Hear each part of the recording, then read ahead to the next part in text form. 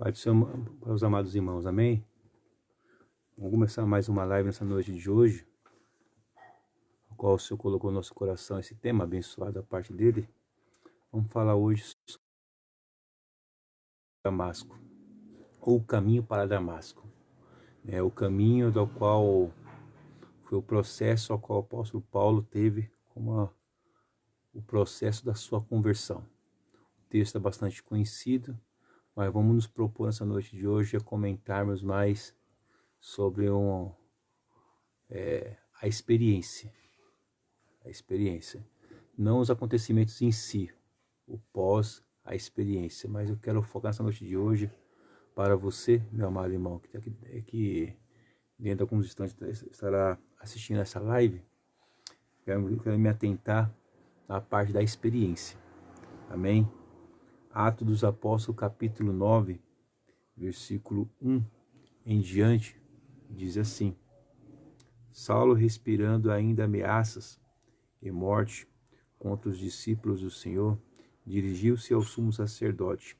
Ele pediu cartas para a sinagoga de Damasco, a fim de que, caso achasse alguns que eram do caminho, assim homens como mulheres, os levasse preso para Jerusalém. Seguindo ele a estrada fora, ao aproximar-se de Damasco, subitamente uma luz do céu brilhou ao seu redor, e caindo por terra ouviu uma voz que lhe dizia: Saulo, Saulo, por que me persegues? E ele respondeu: Quem és tu, Senhor? E a resposta foi: Eu sou Jesus, a quem tu persegues. Mas levanta-te e entra na cidade, onde te dirão o que convém de fazer. Os teus companheiros de viagem pararam emudecidos, ouvindo a voz, mas não vendo contudo ninguém. Então levantou Saulo da terra, e abrindo os olhos nada podia ver. E guiando-o pela mão, levaram-no para Damasco.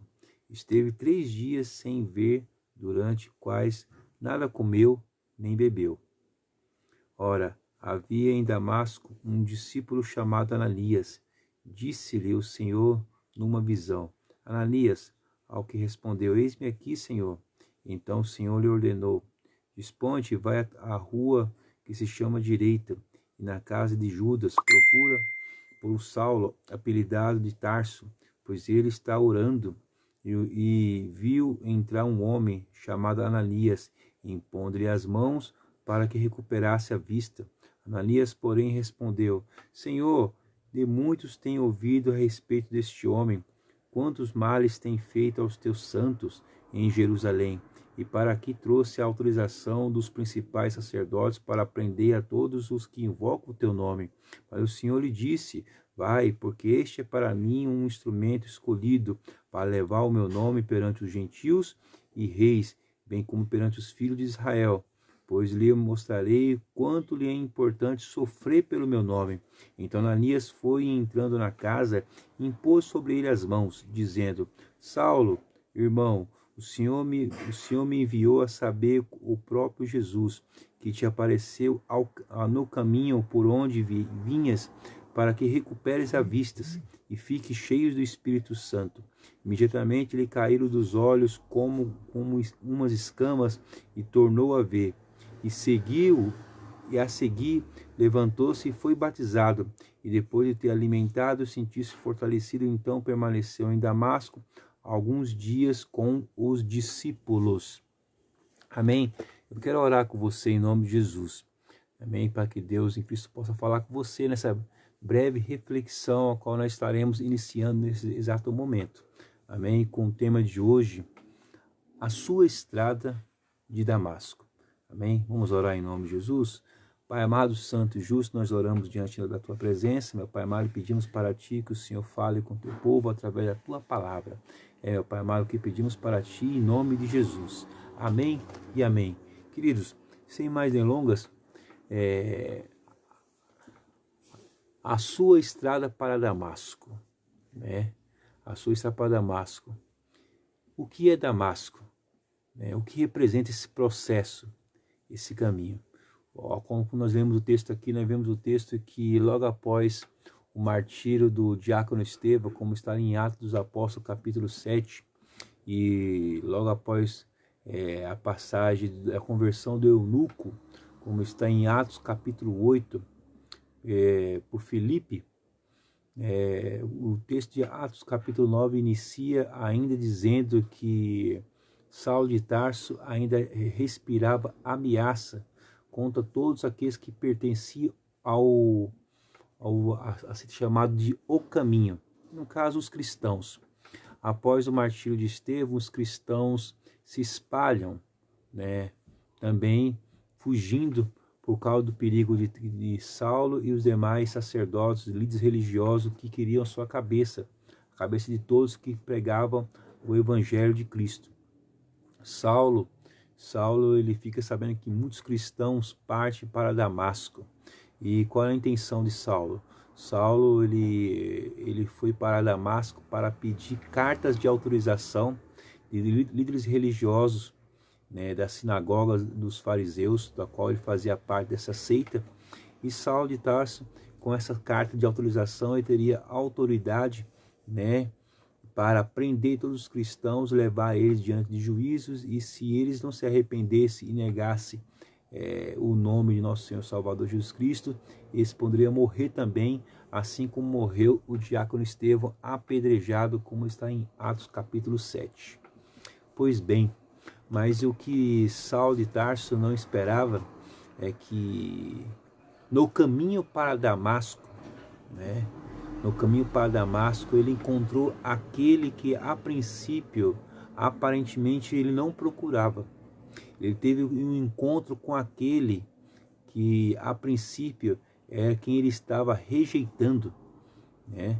Ele foi com a intenção de perseguir a igreja, mas a Bíblia deixa muito claro em dizer que todos aqueles que mexem com a menina dos olhos de Deus é como se estivesse mexendo com ele mesmo.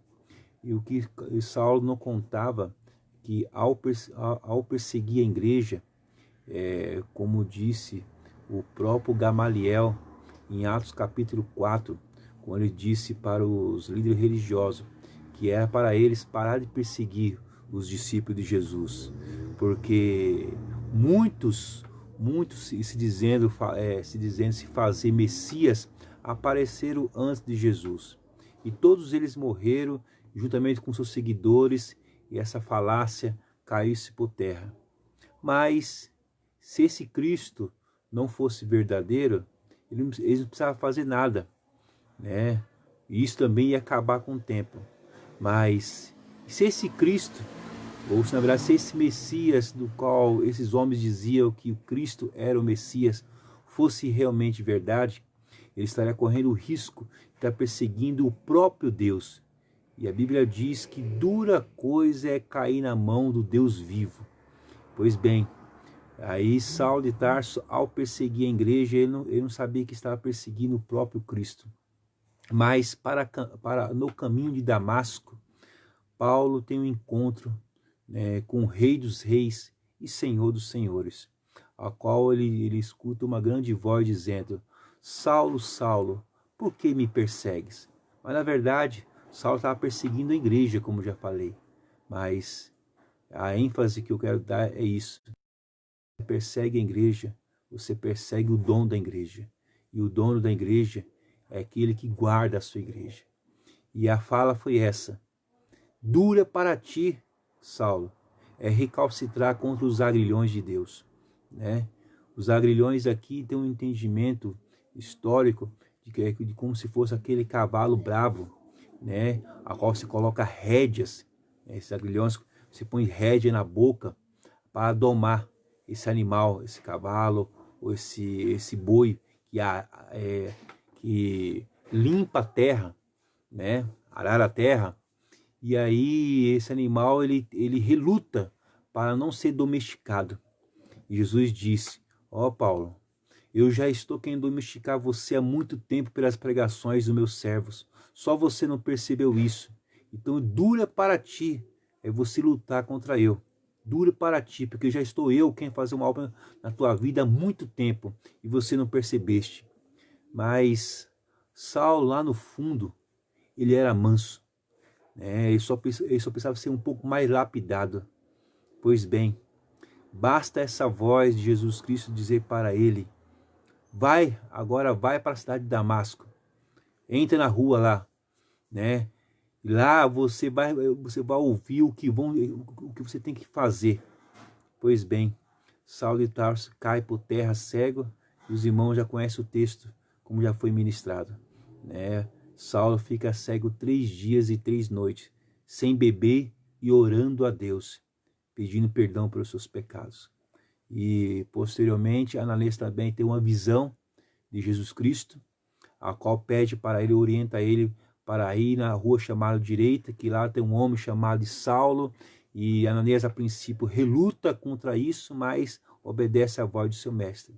Vai, chega na casa de Judas, encontra com Saulo orando, coloca as mãos sobre Saulo, recupera a sua visão e enche ele do Espírito Santo. Mas o que eu aprendo por aí com isso? Que assim como Saulo, e não tem como falar de Saulo de Tarso ou Paulo, né, que foi um dos maiores benfeitores do cristianismo depois do próprio Cristo, não tem como falar de Paulo sem falar da sua experiência. Não tem como você falar, querido, de Jesus sem você ter tido uma experiência com Jesus. Não tem como você pregar o evangelho genuíno sem você não ter passado por Damasco. Damasco, na verdade, né, é aonde você cai do cavalo, literalmente falando. É aonde você fica cego, né, carnalmente, e abre os seus olhos espiritualmente. Damasco também significa também, né, lugar que jorra água em abundância, como está em como está em João capítulo 4, né, quando Jesus Cristo disse para a mulher samaritana que todos aqueles que bebessem daquele poço de Jacó voltaria a sentir sede, mas quem bebesse da sua água que ele lhe desse, né, jamais sentiria sede. E lá em João 7, posteriormente, depois, fala também que a água que Jesus dá vai jorrar rios de água vivas. Damasco significa isso, lugar que jorra água em abundância. Damasco significa o caminho para a salvação, é aonde você encontra com Cristo, é aonde que você é a parte da experiência, é a parte do processo. Antes de vir a pregação, antes de vir qualquer anúncio, antes de vir o arrependimento, tem que vir a experiência que gera o arrependimento, que gera a conversão, que gera o batismo com o Espírito Santo, que gera a regeneração, que gera o novo nascimento.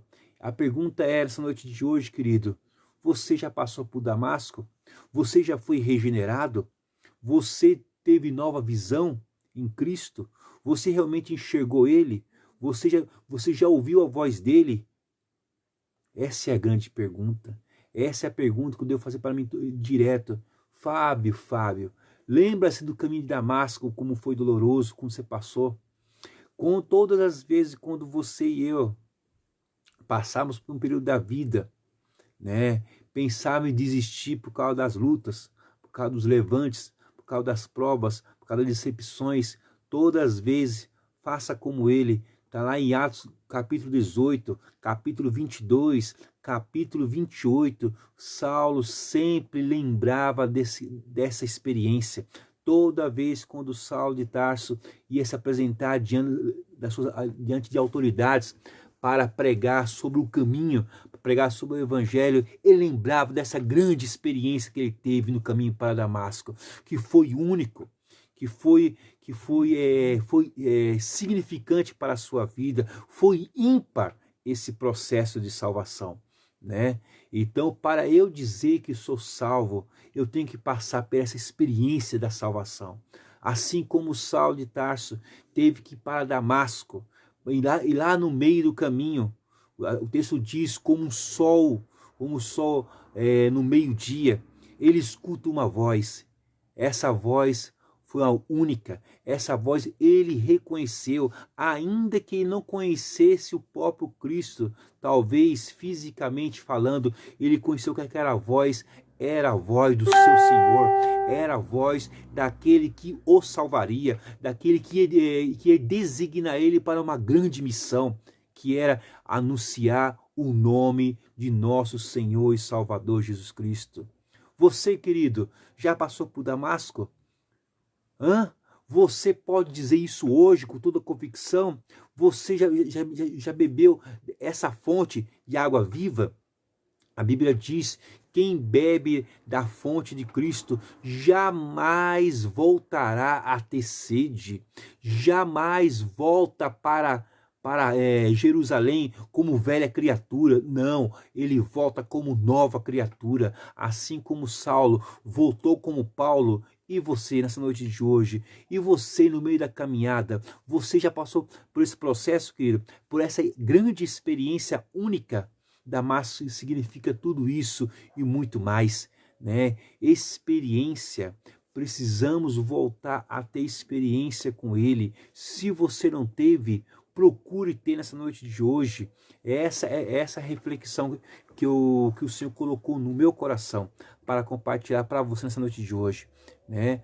Daqui a pouquinho, assim quando acabar essa live, você já compartilha, porque o Espírito Santo de Deus quer falar isso também com outras pessoas também, né, que precisam ouvir essa mensagem, né, que Cristo ainda salva, Cristo ainda cura, Cristo ainda batiza com o Espírito Santo e com fogo, né? Só Cristo salva, você não salva, eu não salvo, não é o meu entusiasmo que salva, não é as minhas palavras que salva, mas é a palavra de Cristo anunciada por nós a que salva, né? Eu não batizo com o Espírito Santo, mas ele diz, o próprio João disse, João capítulo, o evangelho que escreveu o apóstolo João, capítulo 3, dizendo de João Batista: eu não batizo com o Espírito Santo, eu apenas batizo com água para arrependimento, mas aquele que vem após mim é mais poderoso do que eu, e esse batiza com o Espírito Santo e com fogo. Querido, vai para Damasco, passe pelo processo, passe pela experiência da grande conversão.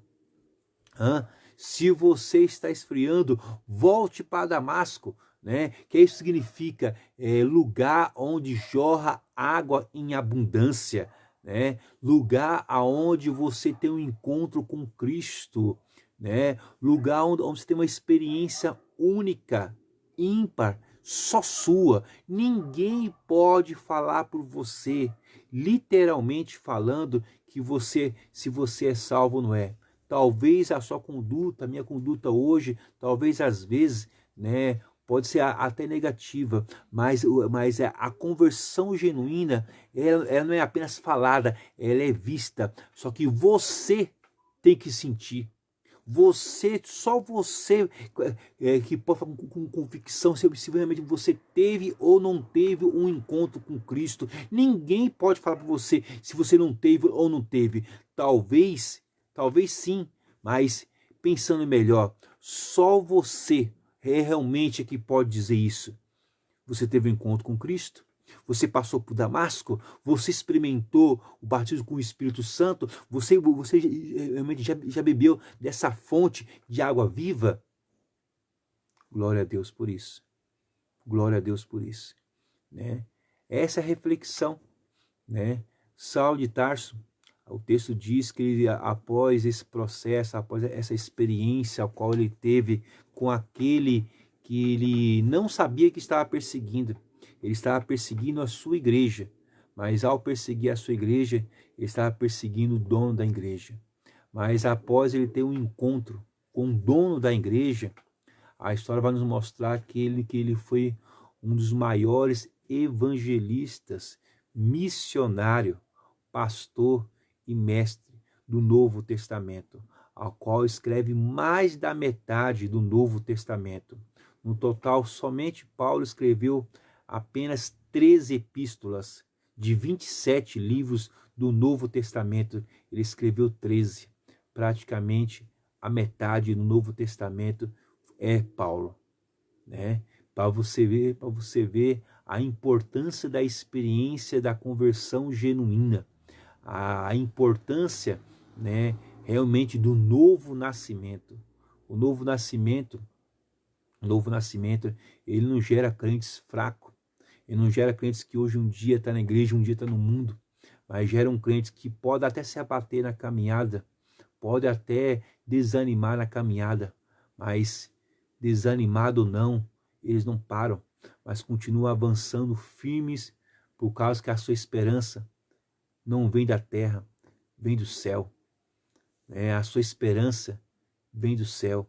A sua pátria, segundo o seu entendimento bíblico, não é da terra, mas é do céu. Como está em Filipenses capítulo 3, versículo 20. Ele tem certeza que tudo que ele fará, no final, ele receberá uma recompensa.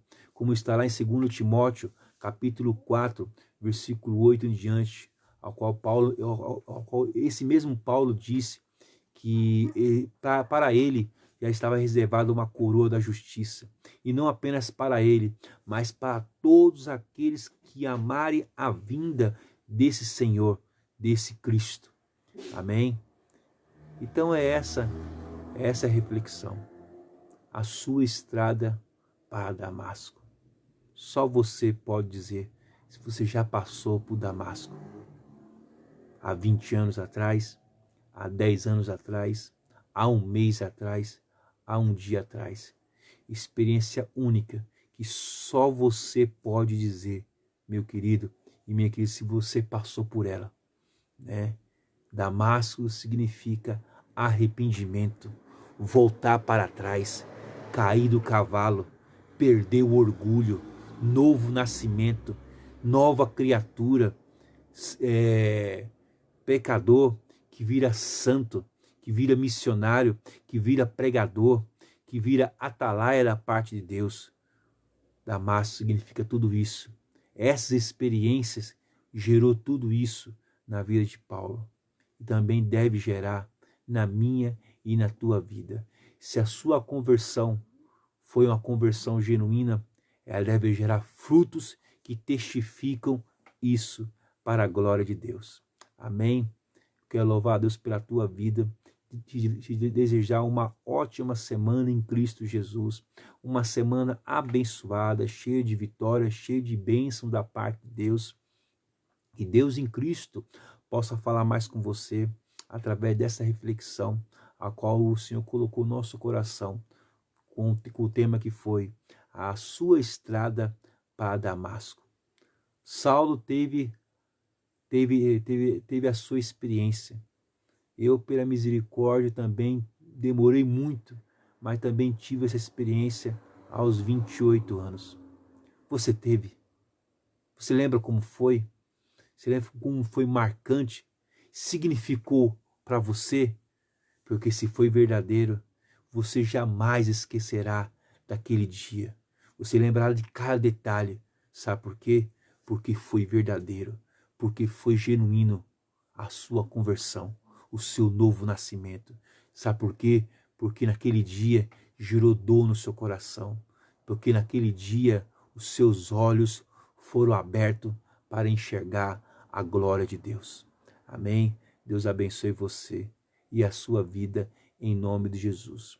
E compartilhe essa live. Amém? Em nome de Jesus. Daqui a pouquinho também estará disponível também no YouTube também. Você vai lá, deixa o seu like, que o YouTube entende que esse conteúdo é um conteúdo interessante para quem quiser assistir. Deixa o seu like e inscreva-se no nosso canal. Amém? Deus abençoe a você e a sua vida. Tenha uma ótima semana. Semana que vem teremos mais uma outra live com mais outro tema bíblico, ao qual o Senhor colocar no nosso coração. Deus abençoe você. Amém? Vamos orar em nome de Jesus. Pai amado, santo e justo, nós oramos na tua presença, te agradecendo por mais essa rica e preciosa oportunidade, a qual o Senhor nos deu nessa noite de hoje, de falar mais um pouquinho da tua palavra. Damasco, meu Pai amado, é o caminho que todos devem passar para a conversão genuína. É em Damasco, meu Pai amado, onde acontece a verdadeira experiência do novo nascimento. É onde, meu Pai amado, bebemos, meu Pai amado, água viva, água de verdade. Deus amado, continua, meu Pai amado, falando conosco. nos abençoando, nos renovando pelo poder que há na tua santa palavra. É o que pedimos, no Pai amado, para ti, em nome de Cristo Jesus. Obrigado, Deus. Obrigado, Paizinho, em nome de Jesus. E como eu digo sempre, Maranata, ora vem, Senhor Jesus. E graças a Deus, porque Deus é bom o tempo todo, e o tempo todo Deus é bom. Deus é bom demais. Deus abençoe você e a sua vida. Amém? Fiquem na paz, meus queridos. Deus abençoe a todos.